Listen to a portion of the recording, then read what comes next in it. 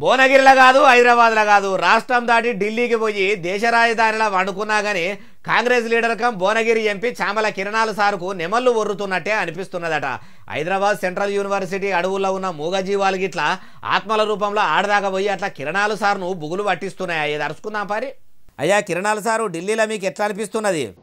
సప్పుడు వినిపించి ఈ అమ్మాయి వ్యవహారం పాడుగా మొత్తం ఆర్టిఫిషియల్ ఈ డ్రామా తట్టుకోలేకపోతున్నాం. రోజు రాత్రి మాకు కూడా పెట్టుకుంటే చిక్కి ఈడ ఢిల్లీలో వండుకుంటే కూడా అయ్యే సప్పుళ్ళు వస్తున్నాయి వాళ్ళ వేసిన దెబ్బకు. ఇన్నర హైదరాబాద్ సెంట్రల్ యూనివర్సిటీలో ఉన్న 400 ఎకరాల ఏపుగా విరిగిన అడవే కాదు. అది అడవి అయితే అందులో జింకలు నెమళ్ళు ఉండేటి. అరే అసలైన అడవిలోనే జింకలు కనబడతలేవు, ఇంకా హైదరాబాద్లో ఉన్న అడవిలో ఎట్లా కనబడతాయి? ఆ నెమళ్ళు ఒర్రుడు జింకలు ఉన్న అనుడు అంతా అబద్ధం అంటుంటే కొన్ని వీడియోలు ఏమో ఇట్లా సోషల్ మీడియాలో వైరల్ అవుతున్నాయి.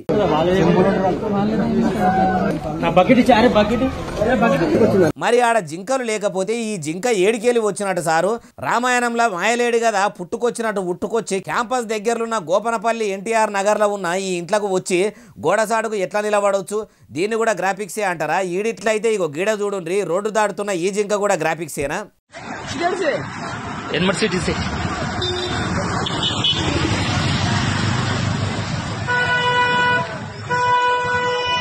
ఇది చూడండి సార్, ఇది కూడా గ్రాఫిక్స్ అంటారేమో. అసెంబ్లీ సాక్షిగా ముఖ్యమంత్రి గారికి ఇలాంటి జింకలు కనబడతలేవు యూనివర్సిటీ ఆఫ్ హైదరాబాద్ లో. 400 ఎకరాల ఆ భూమిని బుల్డోజ్ చేయడం కారణంగా ఆ జింకలు ఎక్కడ పోవాలో తెలియక యూనివర్సిటీ విద్యార్థులు ఉండే హాస్టల్ దగ్గర తిరుగుతూ ఉంటే ఆ కుక్కలు అటాక్ అయ్యాయి. కుక్కలు ఎలా అంటే తెలంగాణలో కూడా ఎక్కడ మీ కాంగ్రెస్ సర్కారు చెట్లను కొట్టేపిస్తుంటే జంగల్ దాటి వచ్చిన ఈ జింకను కుక్కను గరిసి చంపితే తమరి ప్రభుత్వంలో పనిచేసే అడవి ఆఫీసర్లు కూడా గుర్తించి పోస్టు మార్టానికి పంపిరట. ఇదంతా కూడా గ్రాఫిక్సేనా? అవి చూడండి సారు, జిహెచ్ఎంసీ వ్యాన్లు వేసుకొని పోతున్నారు. ఇవి కూడా మీరు నిద్రపోతే మీ కళలో వస్తున్నాయా? అబద్ధమాడిన అతికినట్టు ఉండాలి సార్ అంటుర్రు ఈ ముచ్చటిన్నోళ్ళు.